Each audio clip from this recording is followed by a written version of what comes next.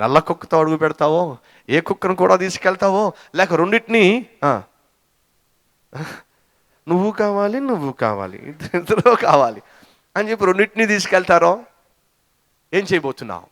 మోషే, నా ప్రజలు నశించిపోతున్నారయ్యా, అల్లాడిపోతున్నారయ్యా, వారి పట్ల నేను ప్రేమ కలిగి ఉన్నానయ్యా, వారిని విడిపించాలని ఆశపడుతున్నానయ్యా, అందుకు నువ్వు కావాలయ్యా, నిన్ను వాడుకుంటానయ్యా. నిన్ను వాడుకోవాలి అంటే మోషే శరీర క్రియలను విడిచిపెట్టాలయ్యా, లేకపోతే నిన్ను వాడుకోలేనయ్యా. ఈ మాటలు వింటున్న ప్రియ సహోదరుడు, ప్రియ సహోదరి, 2011లో ప్రభు చేతిలో బలమైన సాధనంగా వాడబడాలని ఆశపడుతున్నావా? అయితే ఈరోజు మన జీవితంలో ఉన్న శరీర క్రియలను విడిచిపెట్టాలి. వాటిని విడిచిపెడితే తప్ప మనం మంచి జీవితాన్ని పొందుకోలేము. మోషే జీవితంలో ఆ శరీర క్రియలను విడిచిపెట్టడానికి, మోషే జీవితంలో దేవుని చేతిలో బలమైన సాధనంగా వాడబడ్డానికి, దేవుని శక్తిని పొందుకోవడానికి ఏం చేశాడో చెప్పే ముందు ఈ విషయం చెప్పి నేను త్వరగా ముందుకు వెళ్ళాలని ఆశపడుతున్నాను. నశించిపోతున్న ఆత్మలు రెడ్ ఇండియన్స్ మధ్య అల్లాడిపోతున్నారు. They were called red Indians. ఆ రెడ్ ఇండియన్స్ అనే ప్రజలు యేసు నామం కూడా తెలియక నశించిపోతున్నారు. వారి జీవితంలో పాప బంధకాల్లో బందీలు అయిపోయి అల్లాడిపోతూ ఉన్నారు. వారిని దేవుడు నిన్ను ప్రేమించినట్టుగానే వారిని దేవుడు ప్రేమించాడు.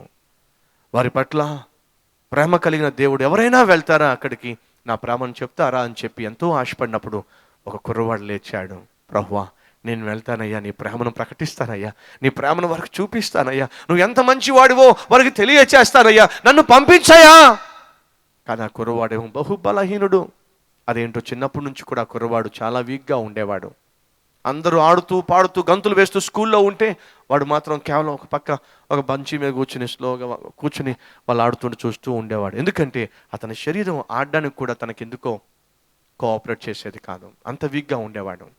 అలా శారీరకంగా వీక్గా ఉన్న లోపల ఆత్మపరంగా మాత్రం బలము కలిగిన ఆ బలహీనుడు అన్నాడు, ప్రభువా నేను వెళ్తానయ్యా, వారి మధ్యకి వెళ్తానయ్యా.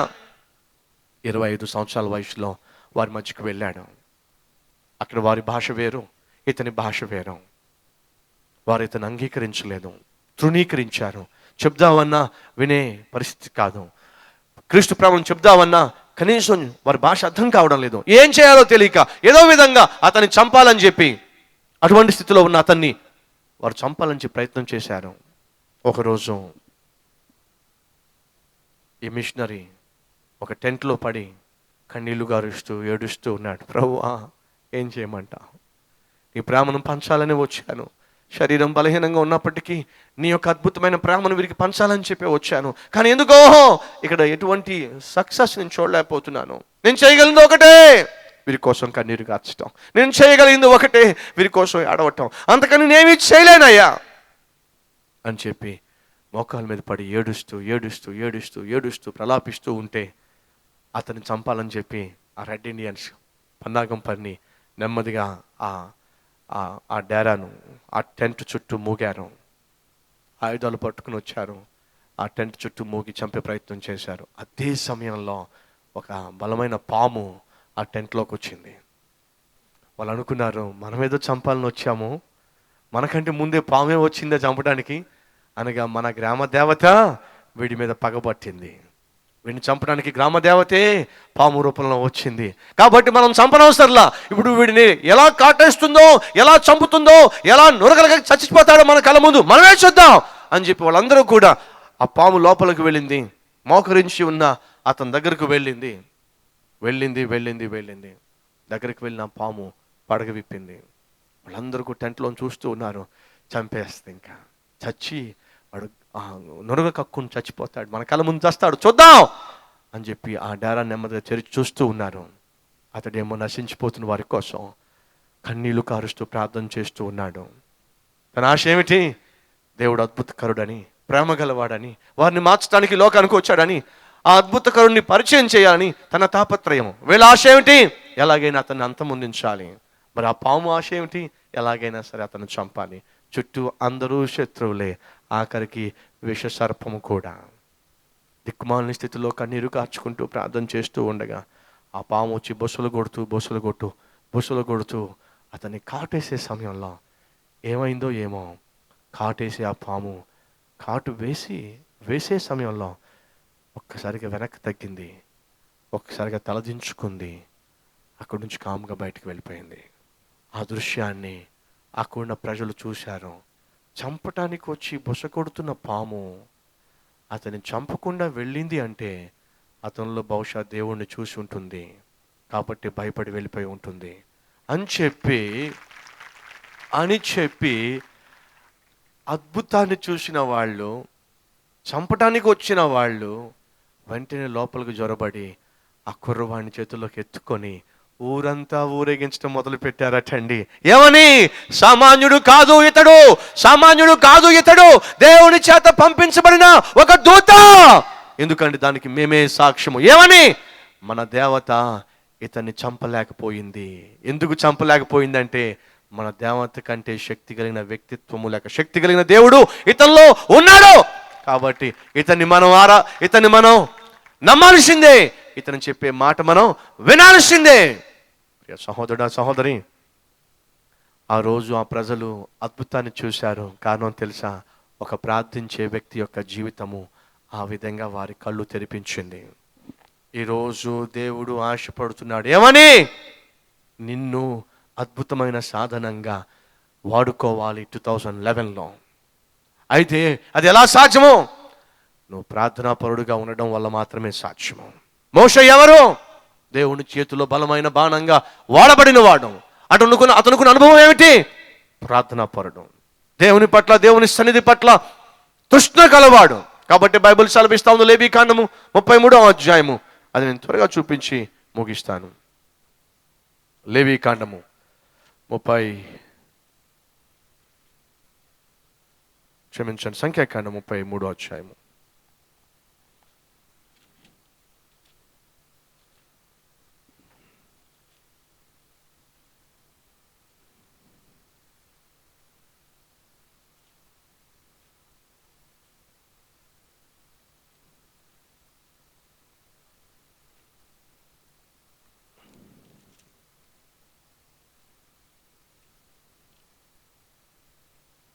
ఐఎమ్ ఎక్స్ట్రీమ్లీ సారీ అండి. ఒకసారి నిర్గమకాండం చూద్దాం. 34వ అధ్యాయము. నిర్గమకాండము 34వ అధ్యాయము.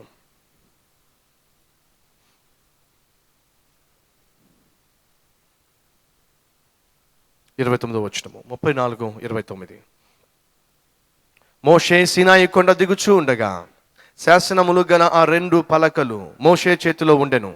అతడు ఆ కొండ దిగుచూ ఉండగా ఆయన అతనితో మాట్లాడుచున్నప్పుడు తన ముఖ చర్మము ప్రకాశించిన సంగతి మోషేకి తెలిసి ఉండలేదు. 35వ వచనము. మోషే ముఖ చర్మము ప్రకాశింపగా ఇశ్రాయేలీలు మోషే ముఖమును చూచిరి. మోషే ఆయనతో మాట్లాడుటకు లోపలికి వెళ్ళు వరకు తన ముఖం మీద ముసుగు వేసుకొనెను. ఇంకాస్త ముందుకు వెళ్దాం. 33వ వచనము. మోషే వారితో ఆ మాటలు చెప్పుట చాలించిన తర్వాత తన ముఖము మీద ముసుగు వేసుకొనెను. ఆయనను మోషే యెహోవాతో మాట్లాడుటకు ఆయన సన్నిధిని ప్రవేశించినది మొదలుకొని అతడు వెలుపలికి వచ్చు వరకు ఆ ముసుగు తీసివేశను. అతడు వెలుపలికి వచ్చి తనకు ఆజ్ఞాపించిన దానిని ఇశ్రాయేలులకు తెలియచేసెను. What is that we see here? మనం చూస్తుంది ఏమిటి?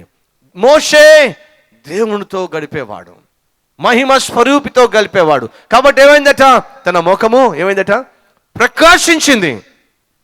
శక్తివంతమైన మహిమ స్వరూపి అయిన దేవుని సన్నిధిలో మోషే గడిపినప్పుడు దేవుడు కలిగిన మహిమ మోషే ముఖమును కమ్మినప్పుడు, మోషే ఆ దేవుని దగ్గర బయటకు వచ్చినప్పుడు ఆ ముఖం ఏమైందట? ప్రకాశించినప్పుడు ప్రజలు ఏం చేశారట? ఆయన ముఖమును చూశారట. అప్పుడు ఎట్లా ఉందట? ప్రకాశిస్తూ ఉంది. ఈరోజు మన జీవితంలో ప్రజలు గుర్తించగలగాలి ఏమిటంటే ఇతడు దేవుడితో గడిపి వస్తున్నాడు, ఇతడు దేవుడితో నడుస్తున్నాడు. He is walking with God, he spend time with God. దేవునితో సమయం గడిపి వస్తున్నాడు, దేవునితో సమయం గడిపి వస్తుంది అనే అనే అనే అనే డిఫరెన్స్ ప్రజలు మనలో చూడగలుగుతున్నారు ఈ రోజుల్లో. అడుగుతున్నా, నువ్వు గంట సేపు ప్రార్థన చేసి బయటకు వస్తావు ప్రియ సహోదరి, సహోదరుడా, ఆయన ఏమాత్రం మార్పు ఉండదు.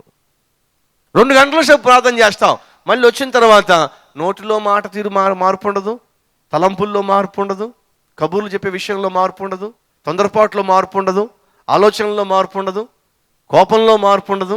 ఎక్కడి నుంచి వచ్చావు? దేవుడి సన్నిధిలో గడిపొచ్చావు. ఎంత అవమానం అండి అది. కొన్నిసార్లు ప్రార్థన చేసి వస్తూనే భార్యను తిట్టేవాళ్ళు, ప్రార్థన చేసి వస్తూనే భర్త మీద కయానికి కాలు దువ్వేవాళ్ళు లేరంటారా? నేను అంటున్నాను, వాళ్ళు బహుశా దేవుడితో గడిపొండరు. మరి ఎవరితో? ఆ నల్లకొక్కతో. ఏ కుక్కతో? ఆ నల్లకొక్కతో గడిపి ఉంటారు. ఎందుకని? దేవునితో గడిపి ఉన్నట్లయితే తప్పక ప్రజలు గుర్తిస్తారు. ఏమని? దేవుడితో సమయం గడిపాడు. He met God. She met God. అడుగుతున్నాను నా ప్రియ సహోదరి సహోదరులు, ప్రజలు గుర్తించగలుగుతున్నారా మనం దేవుడితో సమయం గడిపినప్పుడు? అలా గుర్తించలేకపోతున్నట్లయితే బహుశా నువ్వు దేవుడితో సమయం గడపటం లేదేమో. మరి ఎవరితో? టైంపాస్కి ఏదో అక్కడికి వెళ్ళి, కొంతమందికి అదొక జబ్బు, ఏంటి ప్రార్థన చేసుకోకపోతే ఏమీ నాకు ఎందుకో ఒకలా ఉంటుందండి. ఎలా ఉంటుంది? ఏంతో లాగా ఉంటుందండి. మరి కాబట్టి ఏం చేస్తాం? కాబట్టి ఒక గంట సేపు అలా కూర్చుని మునిగి ఏడ్చి చూడు తుడుచుకుని అప్పుడు బయటకు వస్తా. ఇంతకీ దేవుడు ఉన్నాడా ఏమో నాకేం తెలుసు. మరి ఎందుకు వెళ్ళి అక్కడికి? అది మనం చెప్పే కదండి మీకు. ఏమని? ఒకవేళ పొద్దున్న లేచి ప్రార్థన చేయకపోతే ఏంటో లాగుంటుంది కాబట్టి ప్రార్థన చేస్తావా? అదే నీ ప్రార్థన. బట్ బైబుల్ సేస్ మోషే దేవుని చేతిలో బలమైన సాధనంగా వాడబడ్డాడు. అనేక లక్షల మందిని ఆ భయంకరమైన బంధకాల్లో నుంచి విడిపించగలిగాడు. కారణం తెలుసా? Moshe is a man who met God and spoke to God. దేవునితో ముఖిగా గడిపాడు, మాట్లాడాడు. ఇంకొక వచనం చూపిస్తున్నాను, 33వ అధ్యాయము 11వ వచనము. మనుష్యుడు తన స్నేహితునితో మాట్లాడినట్లు యెహోవా మోషేతో ముఖాముఖిగా మాట్లాడుచూ ఉండెను. తరువాత అతడు పాలెంలోనికి తిరిగి వచ్చుచూ ఉండెను, మాట్లాడుచూ ఉండెను, తిరిగి వస్తూ ఉండెను. మాట్లాడుతున్నాడు, పని చేస్తున్నాడు. ఈరోజు నూతన సంవత్సరం అడుగు పెట్టబోతున్న ప్రియ సహోదరుడు, ప్రియ సహోదరి, ప్రజలు మనల్ని చూడాలి. ఎలా? దేవునితో గడిపే వ్యక్తిగా. ప్రజలు మనల్ని కనుగొనాలి. ఎలా? దేవుణ్ణి కలుసుకుంటున్న వ్యక్తి. He is a man who meets God. She is a person who meets God. తన దేవుడితో గడిపొస్తుందండి. ఆయన దేవుడితో గడిపొస్తున్నాడండి. దేవుడితో చెప్పొస్తున్నాడండి తన సమస్య. దేవునితో చెప్పొస్తుందండి తన సమస్య అని చెప్పగలగాలి. మన ముఖంలోనో మన ప్రవర్తనలోనో మార్పు కలగాలి, మార్పు రావాలి, ప్రజలు గుర్తించాలి. అటువంటి జీవితం గలవాడే ప్రజలకు మార్గాన్ని చూపించగలడు. మోషే ప్రజలకు మార్గాన్ని చూపించాడు, విడిపించాడు, నడిపించాడు. కారణము దేవుడితో గడిపాడు. నువ్వు ప్రార్థన చేస్తున్నావు కానీ దేవుడితో గడపటంలా. నువ్వు ప్రార్థన చేస్తున్నావు, ఆ సమయంలో దేవుడి దగ్గరికి రాలేకపోతున్నాడు. మోకరించినప్పుడు దేవుడు నీతో ఉండటం లేదు. కాబట్టి నీ ముఖంలో కానీ, నీ మాటలో కానీ, నీ ప్రవర్తనలో కానీ, నీ మాటతీరులో కానీ దేంట్లోనూ మార్పు రావడంలా. కానీ మోషే దేవుడితో గడిపినప్పుడట అతని ముఖం ప్రకాశించిందట. ప్రజలు ఆ ముఖం చూడలేకపోయారట. They could not see his face directly because the glory of God descended upon Moses. దేవుని యొక్క మోషే మీదకు దేవుని యొక్క మహిమ దిగొచ్చింది. ప్రజలు దాన్ని గుర్తించగలిగారు. దేవుడు నిన్ను పిలుస్తున్నాడు నా ప్రియ సహోదరుడా, పిలుస్తున్నాడు నా ప్రియ సహోదరు. దేని కొరకు? నశించిపోతున్న ఆత్మను రక్షించడానికి. దేని కొరకు? అనేక మందికి క్రీస్తును పరిచయం చేయడానికి. దేని కొరకు? అనేక మంది నూతన సంవత్సరంలో పాలు తేనెలు ప్రవహింపచేసే దేశంలోనికి వారిని ఆహ్వానించడానికి. దేని కొరకు? అనేక మంది కన్నీటిని, దుఃఖాన్ని తీర్చగలిగిన దేవుడు ఉన్నాడు, ఆయన ప్రభు, ఆయన యేసుక్రీస్తు అని నీవు అనేక మందికి పరిచయం చేయుటకు, నీ జీవితాన్ని వెలిగించుటకు, వెలుగుమయంగా చేయుటకు, అద్భుతాలను కల్లారా చూచుటకు, అద్భుతాలు చూసే వ్యక్తిగా మార్చుటకు దేవుడు నీ జీవితాన్ని కోరుకుంటున్నాడు. వస్తావా ఈరోజు? ఆ రోజు మోషేని దేవుడు పిలిచాడు, రా, నీ ద్వారా నా ప్రజలకు ఏం చేయాలనుకుంటున్నానో దాన్ని చేస్తాను. ఈరోజు సహోదర సహోదరి, దేవుడు పిలుస్తున్నాడు, వస్తావా? అమ్మా రా, అయ్యా రా, నీ ద్వారా నా మహిమను కనపరచబోతున్నాను, నీ ద్వారా నీ ఇంటిని వెలిగించబోతున్నాను, నీ ద్వారా నీ ప్రాంతాన్ని వెలిగించబోతున్నాను, నీ ద్వారా నీ కుటుంబ సభ్యులను బయటికి తీసుకురాబోతున్నాను ఆ బంధకాల్లో నుంచి. నువ్వు వస్తావా? వచ్చినప్పుడు నీవు కలిగి ఉన్న శరీర క్రియలు విడిచిపెట్టి వస్తావా? నెంబర్ 2, అలా శరీర క్రియలు విడిచిపెట్టడమే కాదు, నాతో సమయం గడిపేవాడిగా జీవిస్తావా? ప్రజలు నీవు నన్ను కలుసుకుంటున్న వ్యక్తివి, దేవుడితో ముఖాముఖిగా మాట్లాడే వ్యక్తివని గుర్తించే విధంగా నీ జీవితాన్ని మార్చుకుంటావా? మరలా చెప్తున్నా, నువ్వు ప్రభువును కలుసుకుని ఆయన సన్నిధిలోంచి బయటకు వచ్చినప్పుడు నీలో మార్పు రాకుండా ఉన్నట్లయితే, మరలా చెప్తున్నా, నువ్వు దేవుణ్ణి కలుసుకోవట్లా.